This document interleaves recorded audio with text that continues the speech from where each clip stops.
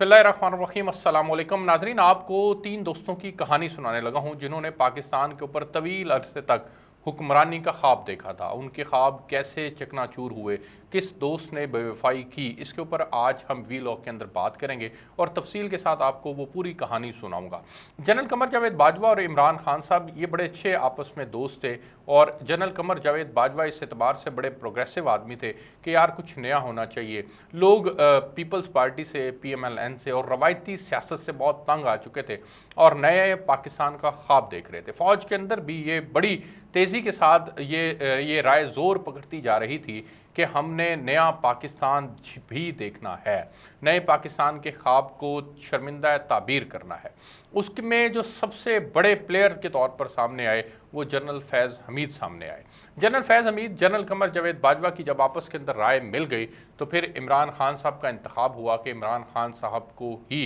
इक़्तिदार के लिए उनके लिए रास्ते के जितने कांटे हैं वो चुनने हैं और उनको ही इक़्तिदार के अंदर लेकर आना है। जब जनरल कमर जावेद बाजवा इक़्तिदार में आए थे, यानी इक़्तिदार से मुराद आर्मी चीफ के तौर पर जब वो नॉमिनेट हुए थे, तो उस वक्त फ़ौज के अंदर नवाज शरीफ को लेकर के एक गम और गुस्सा था और वो डॉन लीक्स का मामला था और वो हामिद मीर साहब वाला मामला था, जिसके अंदर जनरल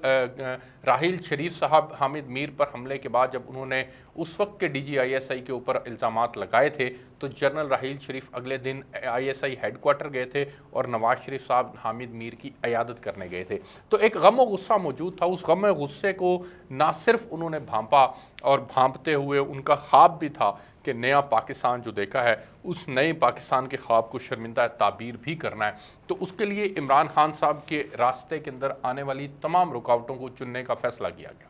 और फिर नवाज शरीफ साहब को पनामा लीक्स के बाद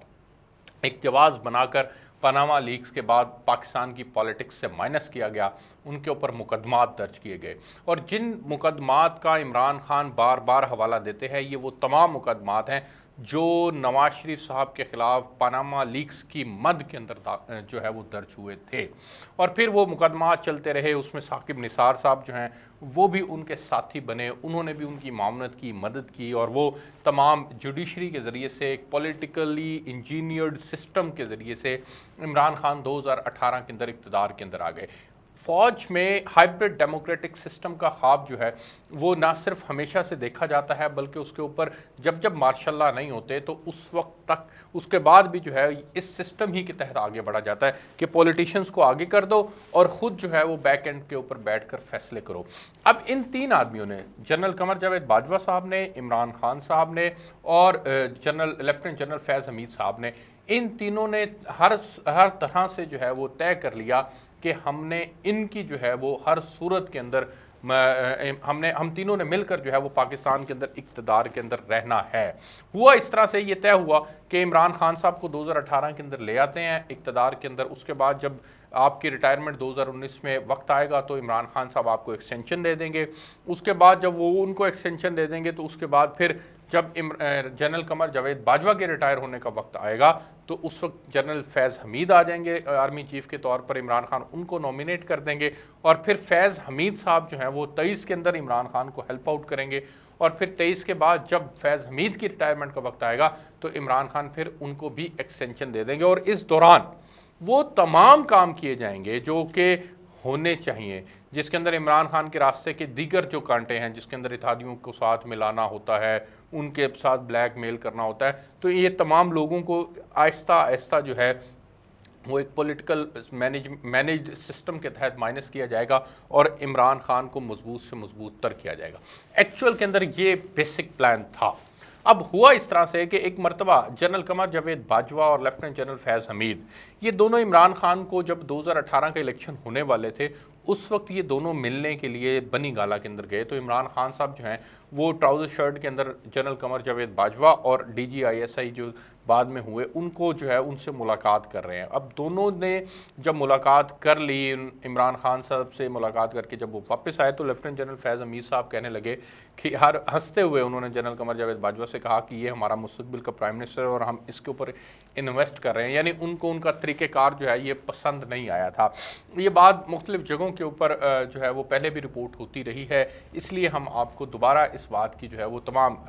जो हक़ाइक़ हैं वो आपके साथ शेयर कर रहे हैं। खैर मुख्तसर ये है कि हमें फिर वो प्रैक्टिस देखने को मिली कि जो इन तीनों ने फैसला किया था कि हमने एक लंबे अरसे तक हुक्मरानी करनी है, पाकिस्तान को कम से कम 10 साल की कंटिन्यूटी देनी है, तो पाकिस्तान, इनका ख्वाब ये था कि पाकिस्तान जो है उससे बेहतरी की तरफ जाएगा, इकनॉमिकली स्टेबल होगा और दीगर मराहिल जो है वो तय होंगे। अच्छा, अब 19 आया, 19 के अंदर जनरल कमर जावेद बाजवा साहब को रिटायरमेंट दे दी गई, जनरल कमर जावेद बाजवा को रिटायरमेंट ना दी गई और फिर उनको एक्सटेंड कर दिया गया। और फिर जब एक्सटेंड कर दिया गया तो अब हुआ इस तरह से नाजरीन के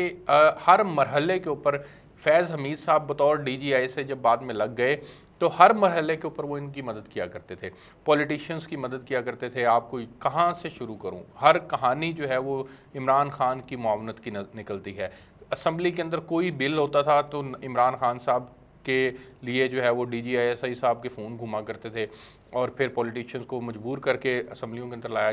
लाया जाता था और फिर इत्तेहादियों के साथ कोई बात करनी होती थी तो उनको मनाया जाता था, फिर इनको ग्रिल करना होता था अपोजिशन वालों को उस वक्त की, तो उसके लिए फैज़ हमीद साहब जो हैं वो अपना किरदार अदा करते थे। अब हुआ इस तरह से कि इस सारे सिनेरियो ने आगे बढ़ते हुए जब चल रहे थे तो फिर ये जो हमारे आज के आर्मी चीफ हैं लेफ्टिनेंट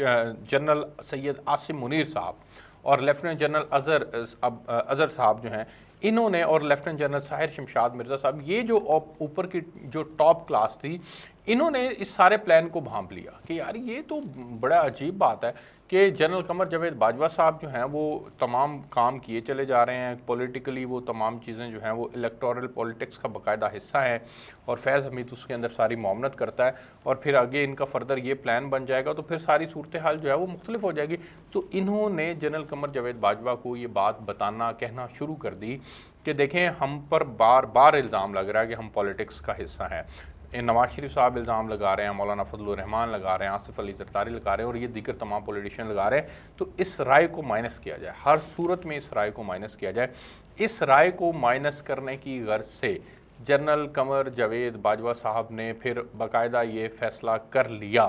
कि अब आपने पॉलिटिक्स में किरदार अदा नहीं करना। जब उन्होंने पॉलिटिक्स में किरदार अदा ना करने का फ़ैसला कर लिया तो उसके बाद फिर मुख्तलिफ मीटिंग्स हैं, मुख्तलिफ सूरत हाल है। ये पिछले साल फरवरी के अंदर उन्होंने फ़ैसला किया, तो उसके बाद भी फिर मुख्तलिफ मराहिल के ऊपर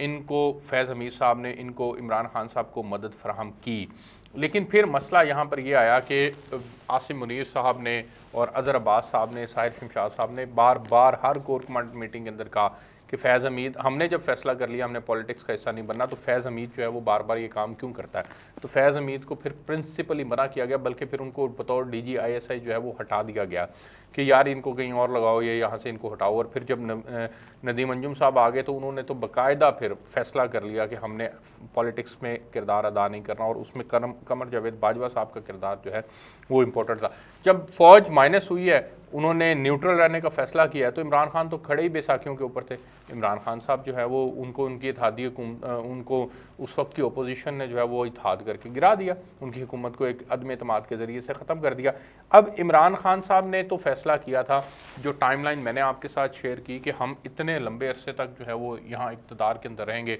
उसके बेनिफिशरी फैज़ हमीद भी होंगे, जनरल कमर जावेद बाजवा भी होंगे। लेकिन फिर जनरल कमर जावेद बाजवा, ज़ाहिर है ये एक प्रिंसिपली तयशुदा असूल है कि जब आप एक्सटेंशन लेते हैं तो तब आप मॉरली डाउन हो जाते हैं, आप अपने फैसले नहीं कर पाते, आपकी ग्रिप कमज़ोर हो जाती है और उससे अदारे को नुकसान पहुंचता है। और फिर वही हुआ कि अदारे में जनरल कमर जावेद बाजवा की ग्रिप कमज़ोर होना शुरू हो गई और फिर उन्हें अपनी उस सारे फैसले से को रिवर्स करना पड़ा। और फिर मल्टीपल कंट्रीज़ के जब वो विज़िट किया करते थे तो जनरल कमर जावेद बाजवा को इमरान खान साहब के मुतल्लिक शिकायतें भी की जाती थी कि यार ये बंदा जो है वो डिप्लोमेटिक नॉर्म्स को नहीं जानता, इसको नहीं पता, ये किस तरह से आपने इसको प्राइम मिनिस्टर जो है ये बना हुआ है। तो फिर जब ये तमाम चीज़ें कैलकुलेट करने के बाद कमर जावेद बाजवा साहब ने डिसीजन लिया कि अब हमने न्यूट्रल रहना है, तो न्यूट्रल रहने के बाद वो न्यूट्रल को इमरान खान साहब ने पसंद नहीं किया। इमरान खान साहब ने यहाँ तक फिर ऑफ़र कर दी कि आप न्यूट्रल ना रहें, आपको हम ताहयात एक्सटेंशन दे देते हैं। लेकिन फिर ये ताहयात एक्सटेंशन वाली ऑफ़र भी कबूल ना की गई और हालात जो है वो ख़राब होना शुरू हो गए। तो अब आकर के फिर ये हुआ कि जब सैयद आसिम मुनीर शाह साहब आर्मी चीफ़ अपॉइंट हो गए हैं तो अब फैज़ हमीद साहब भी अदारे से चले गए हैं। उन्होंने भी सिर्फ अपनी ख्वाहिश का इज़हार किया कि वो रिटायरमेंट लेना चाहते हैं और उनकी ख्वाहिश को ही पाया तकमील तक पहुँचा दिया गया। तो ये इस तरह से इमरान खान साहब के जो है वो ख्वाब चकनाचूर हुए और फिर फैज़ हमीद साहब और दीगर लोग जो हैं उसके अंदर उन्होंने बतौर मुआवन किरदार अदा किया। तो ये बदकिस्मती है, पाकिस्तान के पॉलिटिकल सेटअप के लिए बदकिस्मती है। मैं ये समझता हूँ कि आइंदा आने वाले दिनों के अंदर जब कभी भी पाकिस्तान के अंदर किसी की एक्सटेंशन की बात हो तो फौरी तौर पर जो है उसको रोकना चाहिए, ताकि किसी सूरत भी जो है वो क्योंकि उससे अल्टीमेटली नुकसान जो है वो अदारे का होता है और फिर दीगर अदारे भी उससे मुतासिर होते हैं। तो ये 3 दोस्तों की कहानी थी जो मैं आपके साथ शेयर कर रहा था, और ये बड़ी इंटरेस्टिंग कहानी थी कि इन 3 दोस्तों ने इक़्तिदार के अंदर रहने का फ़ैसला किया था, लेकिन एक प्लान आप बनाते हैं, एक प्लान अल्लाह बनाता है, और फिर अल्लाह जो प्लान बनाता है वही अल्टीमेटली जो है वो असल प्लान होता है। आपको मैं यहाँ से रिपोर्ट कर रहा था, फर्दर चीज़ें जो भी होंगी आपको बताते रहेंगे। इजाज़त दीजिए, अल्लाह हाफ़िज़।